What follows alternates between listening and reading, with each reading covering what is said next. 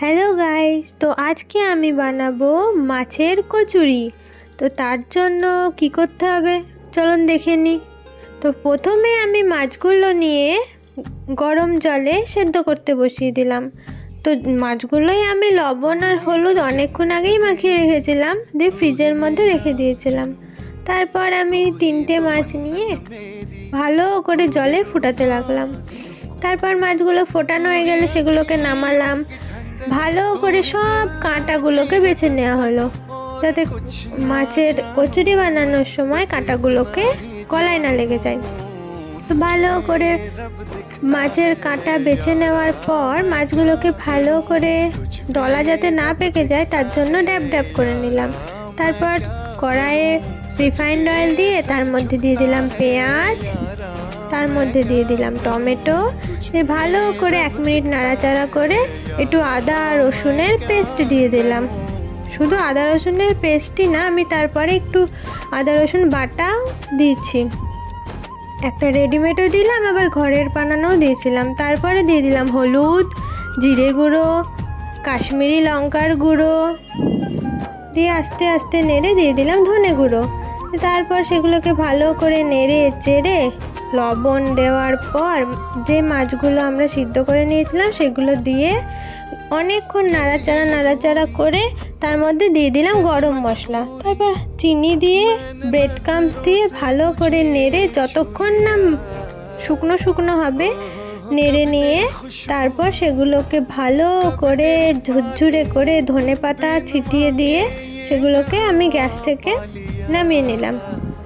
Gas থেকে নামিয়ে নেওয়ার পর আমি একটা জায়গায় প্রথমে রুল ময়দা, তারপর তার মধ্যে কিছু পরিমাণে আটা নিয়ে তার মধ্যে দিয়ে দিলাম লবণ, হালকা চিনি আর সামান্য তেল দিয়ে সেগুলোকে নিয়ে আমি যতক্ষণ না তেলগুলো ভালো করে মাখানো হলো একটু দলা পাকিয়ে দেখলাম, তারপর আমি জল দিয়ে ভালো করে ময়দাটা মেখে নিলাম। অনেকক্ষণ ধরে সুন্দর করে ময়দাটা মেখে নেবেন যাতে সেটা নরম হয়। নরম হয়ে যাওয়া মাখার পর সেটাকে আমি কিছুক্ষণ 10 মিনিট ঢাকা দিয়ে রেখেছিলাম। ঢাকা তুলে নিলাম, তারপর দেখে নিলাম সুন্দর হয়েছে, দেখুন কত নরম হয়েছে। আমি ময়দা মাখার পর দেখলাম 11টা মতো হয়েছে। তো সুন্দর করে গোল গোল করে তার মধ্যে দিয়ে আমি পুরটাকে ভালো করে নেওয়ার পর আমি 11খানা কচুরির পুর হয়ে গেল।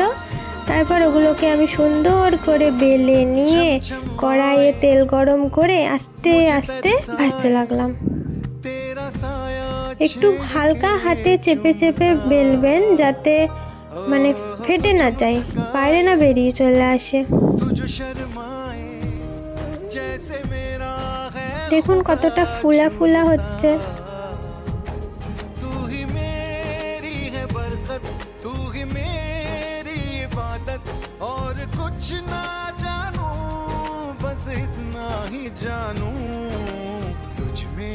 रब दिखता है यारा मैं क्या करूं तुझमें। তারপর সবগুলো আমি নামিয়ে নিলাম কড়াই থেকে, সাইডে রেখে দেখুন আমি একটু ছিঁড়েও দেখাচ্ছি ভিতরে পুরগুলো কত ভরে ভরে দেওয়া হয়েছিল। এরপর গরম গরম খেয়ে নিন।